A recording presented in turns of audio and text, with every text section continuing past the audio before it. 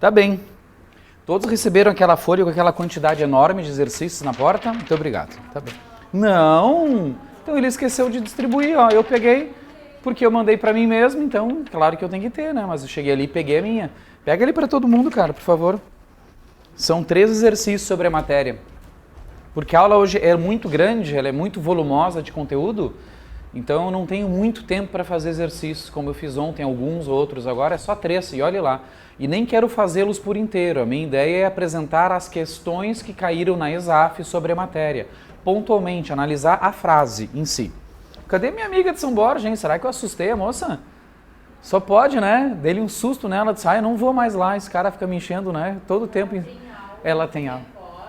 É um negócio assim que ela tá fazendo. Que coisa, né? Já me senti mal. Deu? Copiaram? Então vamos lá. Matéria não é tão agradável como a de ontem. A de ontem, como ela envolve um pouco de sociologia, um pouco de antropologia, um pouco de filosofia, ela se torna um pouquinho mais agradável, na medida em que é um conhecimento comum de ciências humanas. Aqui, gente, a aula fica um pouquinho mais jurídica, fica mais técnica também, infelizmente. Ela fica burocrata, né, nesse conteúdo, porque entramos em ramos próprios do direito, tá? Então nós vamos ter que conversar numa linguagem acessível para chegar a um conhecimento comum. Mas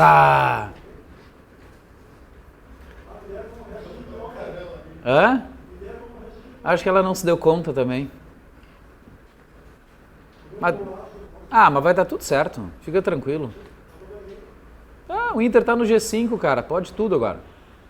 Bom, nem sei se ele é gremista. Ele é colorado? Então tá bom, então mexi com a pessoa certa. Tá bom, então como eu estava dizendo, gente, a aula entra numa ascendente um pouco mais técnica. Então aqui é razoável, sabadão sertanejo nacionalidade, é muito pesado, no sentido que tem muito detalhezinho, muita jurisprudência a interpretar. E na segunda noite, direitos políticos. Então aí, gente, venham com carinho, tá? Venham já com um cafezinho na veia, tranquilos, porque direitos políticos ocupa a noite toda, uma matéria bem pesada também. E assim vai indo. Então a tendência é que a matéria fique mais complexa à medida que o curso vai andando. Então vamos aos pouquinhos, né? Começando devagarinho com a matéria. A primeira intenção de qualquer concurseiro é saber distinguir conceitualmente e definir a diferença entre direitos do homem, direitos humanos e direitos fundamentais. Por que eu estou exigindo a diferença com, de novo, versus, o símbolo da contradição, tá? Direitos humanos versus do homem versus fundamentais. Porque para muito autor, gente, são palavras sinônimas. Falar de um e falar do outro seria da mesma coisa. E não é verdade. Incrível, gente. Concurso razoável, para não dizer simples, foi TRE de Santa Catarina. Um concurso bom, não é um concurso assim de altíssimo, top de linha. Cobrou exatamente a diferença entre as 3 palavras. Na verdade, gente, deixa eu falar a verdade. Eles disseram que as 3 são iguais. Apenas isso, uma afirmação errada, portanto. Então, é um começo. Saber que as 3 expressões são distintas. Então, para traduzir, se começa sempre pelo recheio. Gente, o recheio de tudo é a expressão direitos do homem. Em outras palavras, olha o símbolo, gente, como funciona muito mais. Dentro da expressão direitos fundamentais, eu tenho o componente, o núcleo essencial dos direitos do homem. Talvez, gente, eu possa brincar aqui com biologia ou coisa parecida. Direitos do homem é o elemento celular, é o núcleo, é o átomo de tudo. Ou seja, direitos fundamentais é atomizado por direitos do homem. Da mesma forma, ó, o que eu tenho dentro, compondo direitos humanos? A expressão direitos do homem. Ou seja, por isso que há confusão, porque o direitos do homem aparece nas 2 expressões. Como categorizar por um concurso público? Assim, ó. Direitos do homem são aqueles não formalizados. Alguns autores bestas, gente, que não tem o que fazer, falam em vias de formalizar. Tati, se uma coisa está em vias de formalizar, ela não foi formalizada. Então, sabe, é uma desnecessidade esse tipo de adequação. Direitos... Oi? Quase grávida, né, tchê? Quase cheguei lá. Que é isso? Medalha de bronze, né? Não formalizados ou quase, né? Tipo assim, 12º, 13ª posição de campeonato, não é nada, né, cara? Então assim, pode-se ir embora. Eu não estou provocando gremistas, né? Quem sabe? Não, né? Que barbaridade. Então, olha aqui, ó. Esses são os direitos do homem, aqueles não formalizados. Piva, não entendi. Ó, gente, vida, honra, liberdade, segurança, propriedade, intimidade. Pelo amor de Deus, não tem que estar numa ordem jurídica escrita para ser um direito fundamental. São direitos naturais da pessoa humana, independem de um tratado, de uma convenção. Insisto, são direitos que não dependem de formalização ou estão em vias de formalizar, porque são natos, naturais do ser humano. Gente, aqui ou no Iraque, no Irã ou na China, eu tenho direitos fundamentais. Talvez eles reconhecidos ou não, mas eles existem como direitos fundamentais. Olha a bobaquice, gente. Isso aqui é bobo, hein? Mas cai. Quando direitos do homem, não formalizados ou por formalizar, passam a integrar tratados, acordos ou convenções internacionais, quando eles tomam a forma de um tratado internacional, eles são denominados direitos humanos. Já viu os auditores fiscais, gente, os editais, como está caindo direitos humanos? Em quase todo concurso fiscal hoje no Brasil é a moda cobrar direitos humanos. E se tu olhar o edital, deixa eu criticar, gente, uma vez na vida algo com seriedade, dureza, tá? Os editais quase sempre estão errados. Porque para estudar direitos humanos, o que eu tinha que estudar? Pacto de São José da Costa Rica de Direitos Humanos. Convenção Interamericana de Direitos do Homem. Pacto da ONU de 48, Direitos do Homem. Declaração Universal dos Direitos do Homem. Ou seja, a matéria, a disciplina humanos envolve apenas tratados internacionais. Tu olha o edital, o que tem? Até Código Penal brasileiro está no edital. É um troço sem sentido. O artigo 5º da Constituição está em edital de direitos humanos. Claro que envolve, mas não é da disciplina, não é próprio, gente, tá? Ou seja, é uma certa confusão na hora de montar editais. Tranquilo? Direitos do homem, os não formalizados. Quando vão para tratados, são chamados de direitos humanos. E por fim, quando direitos do homem integram o direito de cada país, leia-se direito interno de cada Estado soberano, eles são denominados de direitos fundamentais. Gente, então no duro, a nossa Constituição não trata de direitos humanos, ela tem, na verdade, direitos fundamentais. A lei brasileira não é uma lei sobre direitos humanos, é uma lei brasileira sobre direitos fundamentais. Essas são as diferenças e isso cai na prova.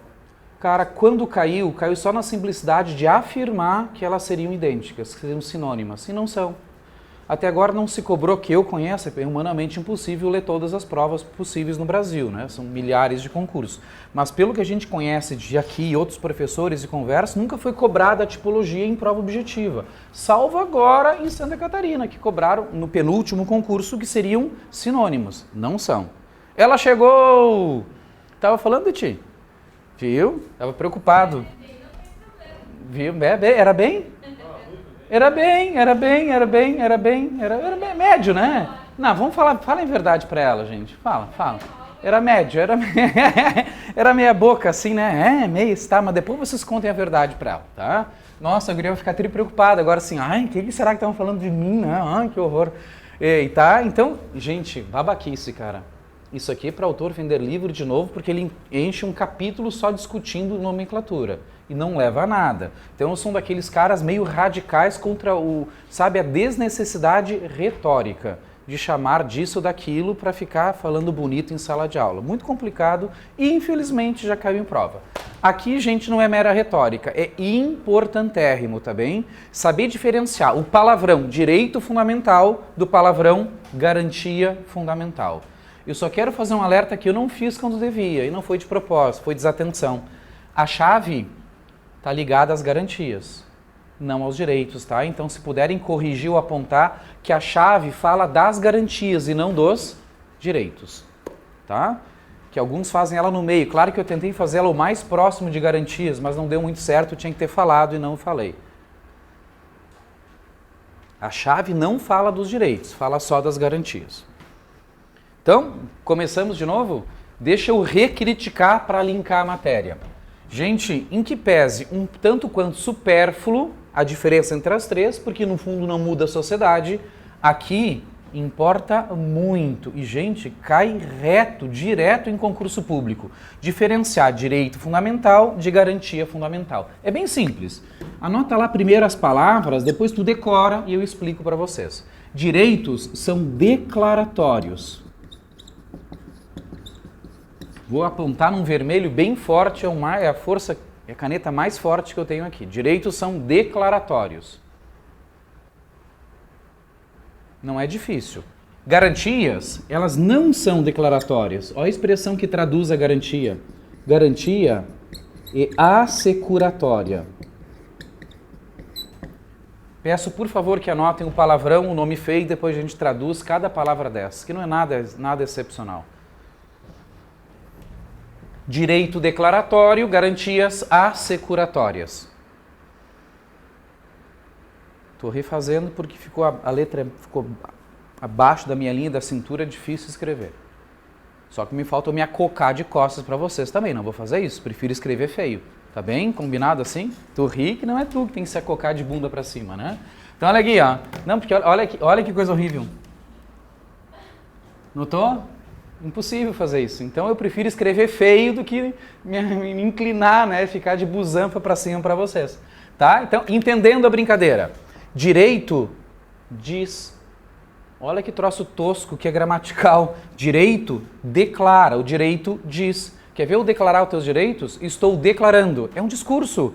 Tu tens direito à vida, à liberdade, à honra, à segurança e à propriedade. Eu estou declarando, eu estou dizendo. Então, o direito, ele enuncia, ele diz o que tu tem direito. Ele apenas lista, ele relaciona os teus direitos. Por isso é chamado de um direito. É um rol, exatamente, é uma relação. A garantia não. A garantia te dá um instrumento para assegurar que esse teu direito exista e seja corretamente gozado. De novo, gente, é um pouquinho mais delicado agora. Ei, pensa comigo. Ei, mas pensa de maneira comum, não jurídica. Se eu te der o direito de locomoção, sem ter um meio de defendê-lo, tu não tem locomoção.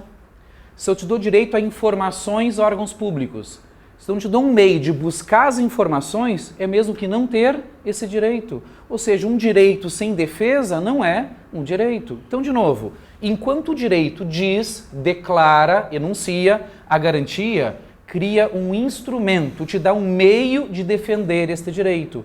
Normalmente esses meios são ações judiciais que eu proponho no Poder Judiciário buscando o gozo, a fruição do meu direito. Gente, tudo de novo, enésima vez. A cada direito ou a cada grupo de direitos, eu vou ter uma garantia para esse direito, uma ação judicial correspondente. Exemplo, a Constituição me dá o direito de ir e vir. Então, se negado esse direito, eu impetro habeas corpus. A Constituição me dá o direito de informações de órgãos públicos. Se as informações são negadas, eu proponho em juízo o habeas data, a ação judicial do habeas data. Então, entendo, a cada direito eu vou ter uma ou mais garantias que protegem aquele direito. Essa é a ideia. Por isso, o jogo de palavras. Direito declara, a garantia assegura.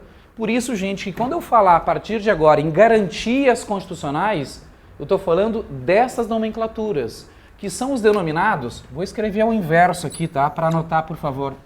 São os chamados remédios constitucionais. Gente, o que são os remédios constitucionais? São esses instrumentos de defesa que eu disponibilizo a todo mundo para buscar um direito que foi violado. São os chamados remédios do direito constitucional, ou simplesmente remédios constitucionais. Piva, então, garantias são os remédios? São, garantias são os remédios constitucionais. Qual é o trabalho de vocês? É reconhecer, gente, a finalidade razoável de cada um dos principais remédios, porque o quadro não é exaustivo em dispor todos os remédios ou disponibilizar para vocês todas as garantias. Estou trabalhando as garantias clássicas, principais, as fundamentais, tá bem? Começamos devagarinho? Então vamos lá. Qual é a primeira garantia, até numa sequência mais ou menos histórica? É a garantia do habeas corpus, que protege o sagrado direito de locomoção. Então, sempre que a tua locomoção for violada, cabe a impetração em juízo do habeas corpus. O que é mesmo locomoção, gente? Falem um pouco comigo, já é segunda aula, gente. A gente já é família. Então já podem conversar. Tá? Vocês podem se soltar mais, sabe? Se entregar mais. Se soltem, entende? Hoje é um dia de se soltar. Sábado, então, pode vir tudo à vontade. É uma aula light, eu vou vir de tênis, tá bem? Tá? Tudo uma boa. Ir e quê? Ir, vir e permanecer parado. Então nunca esqueça da brincadeira, tá, gente? Locomoção para a Constituição não é só o ir e o vir, é o direito de ficar parado, estático. Se aquele agente que é...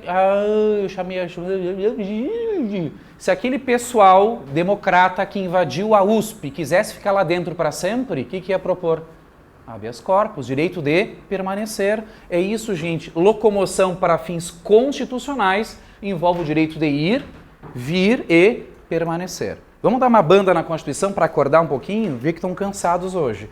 Olha o artigo 5º, inciso 16. 5º, inciso 16. Então, habeas corpus protege o direito de ir, vir e ficar.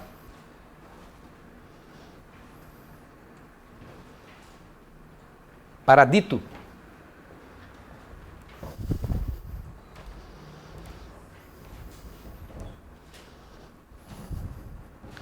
De alguma forma, gente, um cortejo fúnebre é uma forma de reunião. De alguma forma, um comício eleitoral organizado por alguma associação, partido político, que congrega pessoas e tem uma finalidade mais ou menos definida, votar em alguém, eleger alguém, buscar alguma coisa, uma greve, algum direito, é uma forma de reunião. Então, gente, eu não estou negando, tá, que todas essas atividades de conglomerados, que não são tão efêmeros, tão ocasionais, são formas de reunião. Tá? E também não estou negando, olha o dedinho, que para ter uma reunião eu preciso de locomoção, não é isso? Só que tem um problema, gente, tá? E esse é um dos pequenos detalhes dessa matéria que eu vou aos poucos pontuando para anotar. É que a reunião depende sim da locomoção, mas a locomoção para o ato de reunião não é o fim, é o meio que oportuniza a reunião. Peguem a sutileza, é bem delicado. Não estou negando, olha, um cortejo fúnebre é uma reunião e um cortejo fúnebre é algo que está se deslocando, é uma forma de locomoção. Só que a locomoção para um cortejo não é o direito, é o meio apenas que oportuniza o direito. Vamos lá, um comício eleitoral depende de locomoção, chegar até o local e permanecer. Só que a locomoção é apenas o meio que oportuniza esse direito. E houve, gente, vou repetir 10 vezes se precisar, remédios, garantias constitucionais não protegem meios, protegem fins. E o fim de uma reunião, ele é líquido e certo. E se é um direito líquido e certo, tu vai utilizar mandado de segurança. Então, para não confundir ninguém, eu vou ser rápido e rasteiro. Para proteger o direito de reunião, não cabe habeas corpus. Tu tem que utilizar mandado de segurança. Porque para a locomoção, para a reunião, a locomoção é apenas um meio e não o próprio fim previsto na Constituição. Remédios protegem fins e não meios. Então, enésima vez, cuida, gente. Quando se falar em reunião, não cabe habeas corpus. Para o direito de reunião, tem que propor mandado de segurança. Porque é um direito chamado de líquido e certo. Em prova a gente chama de pega-ratão. Na real. Tu jura que envolve locomoção, então vamos lá, habeas corpus, locomoção, mas é mandado de segurança. Lembra que eu falei que a aula fica bastante mais técnica? Pois é, começou, né? Tá. Nacional, aham.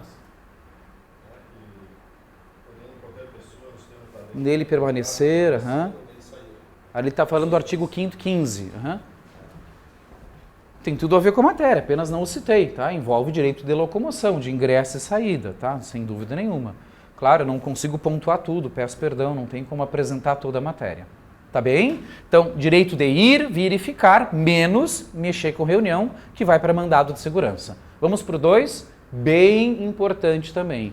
Gente, para auditor fiscal é o chão, porque a Receita recebe N ações de habeas data todos os dias, para compulsar obter informações. Então, eu peço que, por favor, busquem o inciso 72 do artigo 5º, que o habeas data, ele tem 3 finalidades constitucionais. Vamos se animar aí, gente, tá? Então, é o 72, alíneas A, B e C.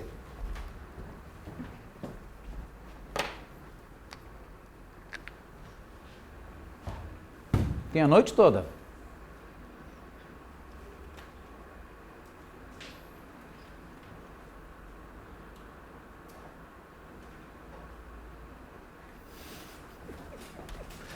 Uhum. Tá, e aí, que você tá me olhando feio? Hã? Hã? Não tem C na tua apostila? Olha que estranho, na tua também não? Não. Claro, é a mesma apostila, óbvio. Tu tem Constituição ali? Tem. Mas ó o exemplo, olha aqui, ó. Mas e não tem? Porcaria. Porcaria. Não tem a linha C na Constituição dela. Mas vocês têm aí? Não tem mesmo, gente. Eu que criei a linha C. Então não fica me olhando assim estranho, assim, idiota. Aqui, ó. Tem a linha C. Ela foi criada por lei. E isto não foi considerado inconstitucional. Porque nada mais é, gente, vamos dizer assim, de uma remodelagem de uma das 2 alíneas. Vamos entender? Para que serve a habeas data? É como se estivesse escrito no 72 do artigo 5º, AB, e a lei, insisto, trouxe a linha C. Primeira função do habeas data: obter informações de caráter pessoal.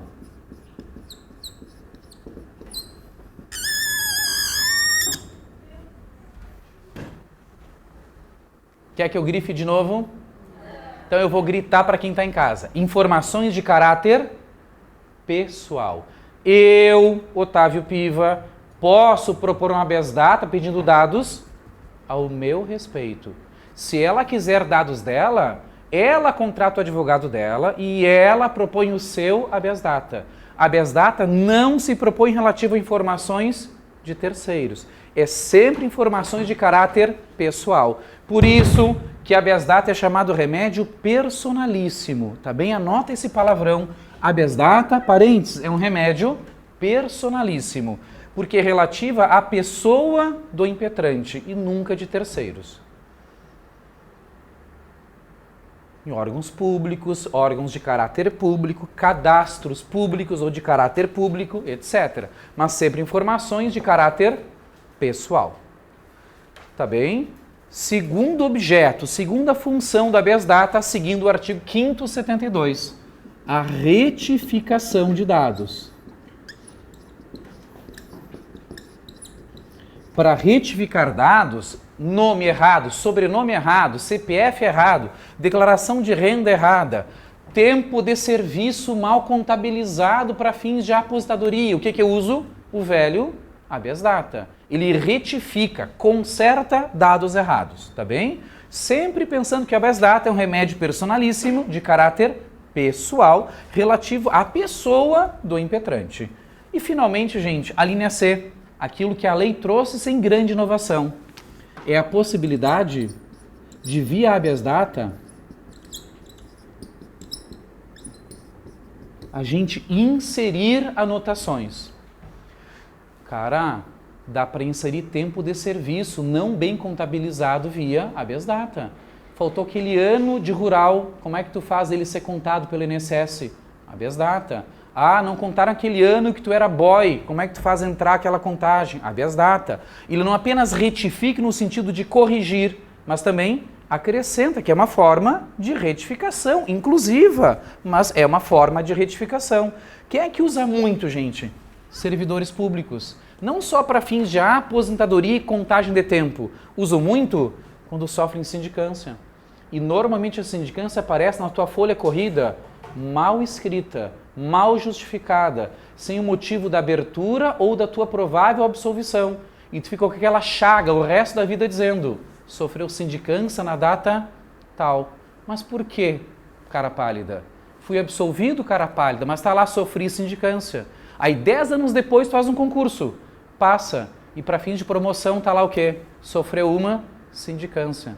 Não é justo a gente consignar nas tuas alterações a razão da sindicância e o resultado dela, para ficar claro o que aconteceu naquele evento de 10 anos atrás? Faça isso via habeas data. Colegas, cuidado, tá? Habeas data é sempre uma informação de caráter pessoal, retificação de dados pessoais e inserir anotações, enésima vez, sempre relativas à pessoa do impetrante.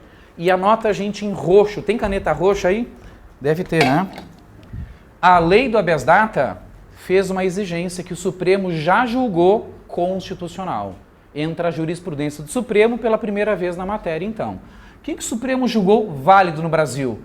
Que tu, eu, qualquer pessoa, para propor em juízo habeas data, tem que ter uma condição.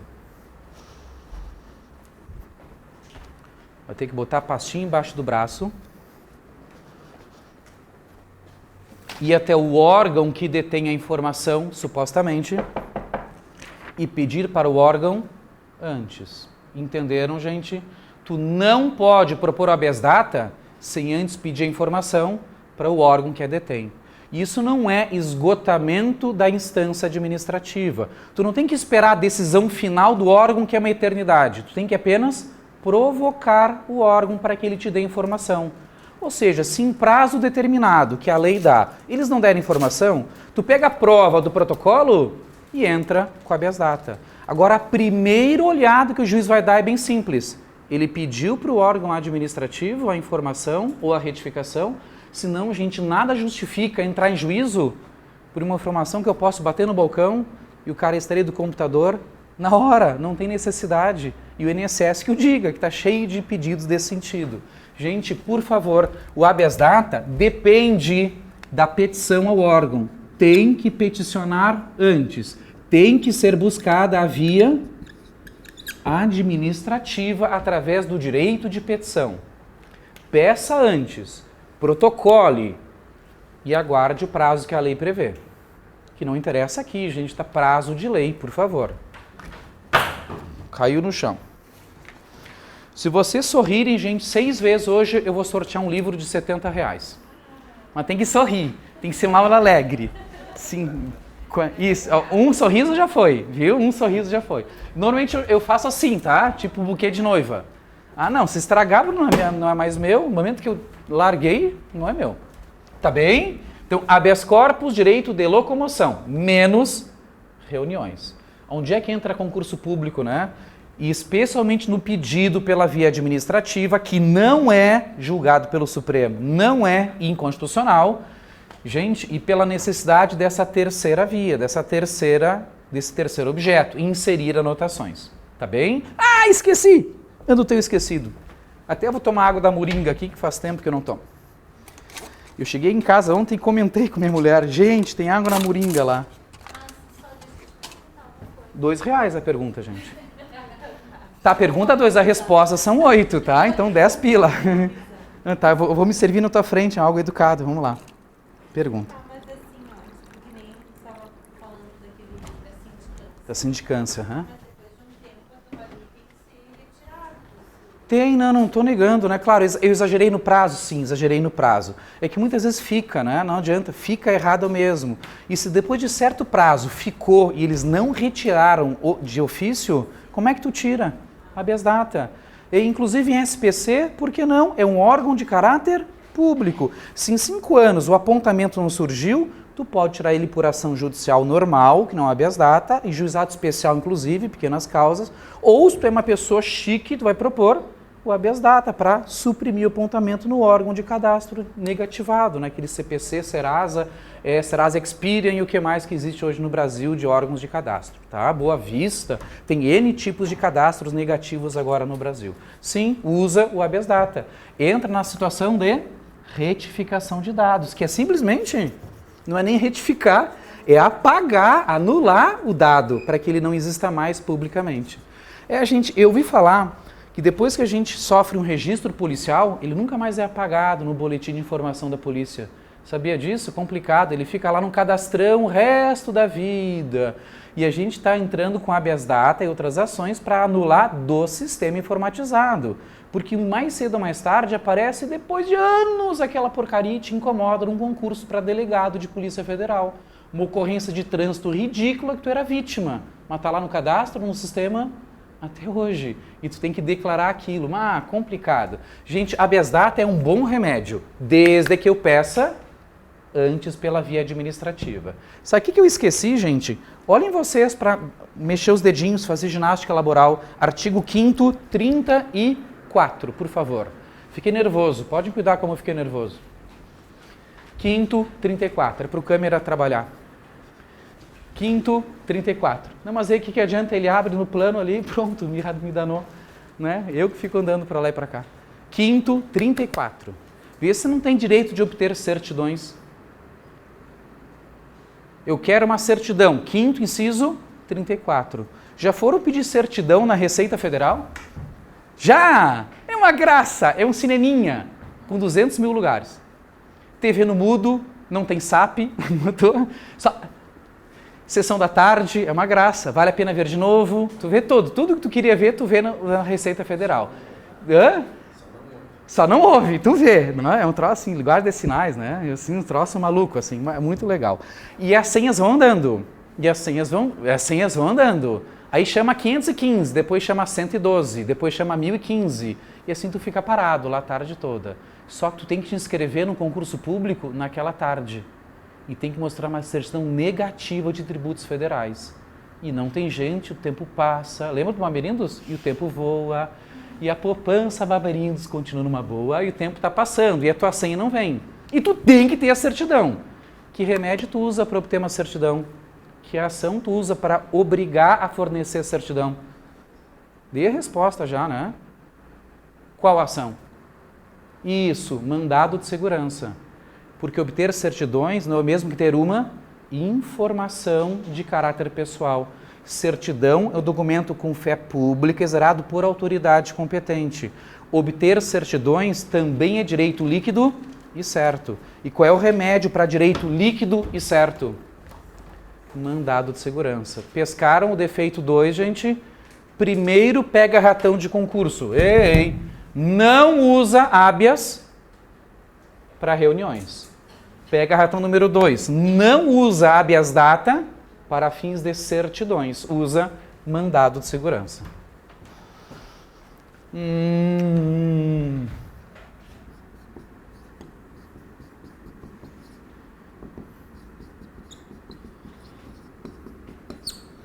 Tudo numa boa. Não tem mais pega-ratão agora, tá, gente? Agora é tudo certinho. Exceções existem, só que não dá para pontuar tudo, infelizmente.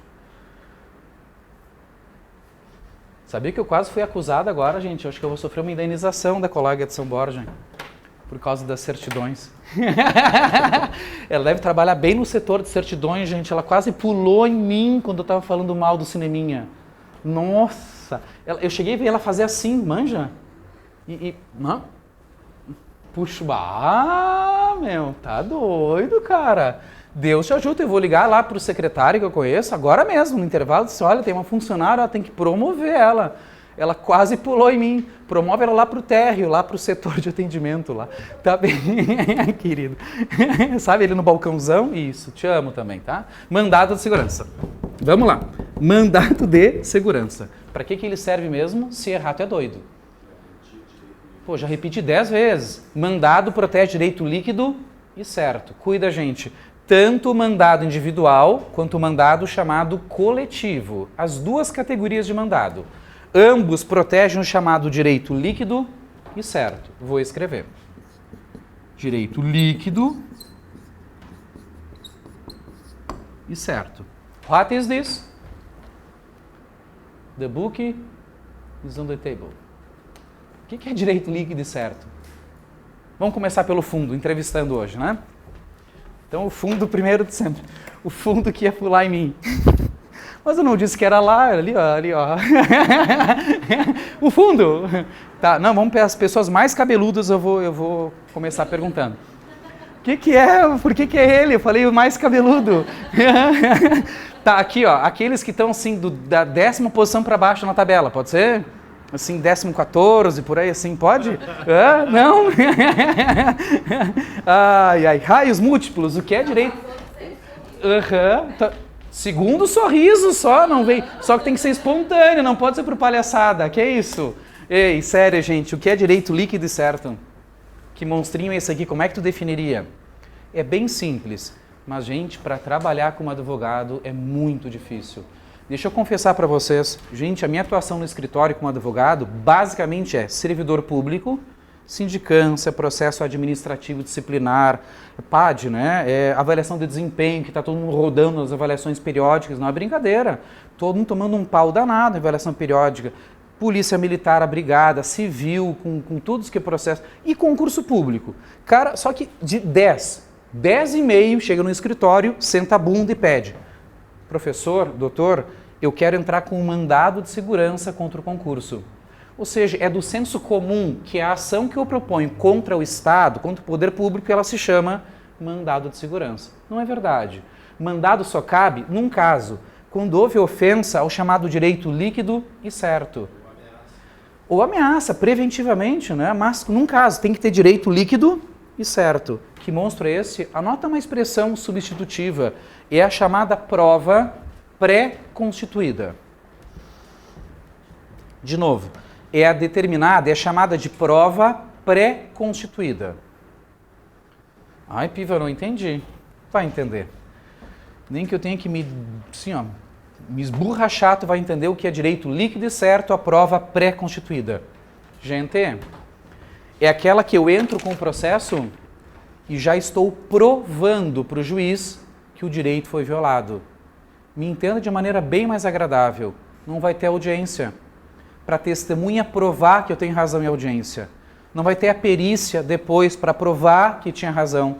Não vai ter testemunha, audiência, juntada de documentos, ou seja, ou provo no ingresso da ação que o meu direito foi violado, eu não tenho direito líquido e certo. Olha a expressão, é a prova pré-constituída. Ou seja, é tão óbvio, é tão gritante que eu tive direito violado, que eu já proponho ação provando o direito violado de forma líquida e certa. Eu vou mostrar, gente, uma maneira, então, insisto, tá, cada vez mais agradável para vocês. Qual é o grande galho hoje no Brasil em concurso público que eu pego todas as semanas um processo? Não que eu faça, a maioria desiste. Não quer fazer pelo custo, pelo risco, etc. Exame psicológico, avaliação, que se querem chamar de psicotécnico, avaliação psicológica de concurso público. Gente, é uma rodação geral para auditor fiscal, não para polícia, gente, para todos os cargos possíveis, as leis estão prevendo uma avaliação psicotécnica. Já viram como é que ela é feita, gente, por exemplo, em cargos de Polícia Federal? Eles fazem, por exemplo, dinâmica de grupo, é verdade, uma das últimas fases da dinâmica. Tu é colocado numa sala de aula, num colégio público, que é requisitado, que é pago, né, pela entidade organizadora, e, por exemplo, tu vai estar num balão com outros 5 candidatos, hipotético, né? E o psicólogo assistindo tudo. Um é aidético terminal, outro é arrimo de família, um é um padre samaritano e um é um delegado de polícia. E um quarto não sei o quê, um quinto inventado, tá bem? Esse balão vai cair, não tem jeito. Só salvam-se os 4 se o quinto for jogado para fora. Quem é que vocês vão jogar para fora? O padre samaritano, o gremista terminal, tá? Que horror, né? Tá? Não, quer ver? Qual é a coisa mais como o delegado de polícia, né? Eu me sacrifico pela sociedade. Pula. Não é para acertar, é para ver como vocês vão agir em grupo, entendeu? E ver quem é a liderança do grupo. E sentir um barato.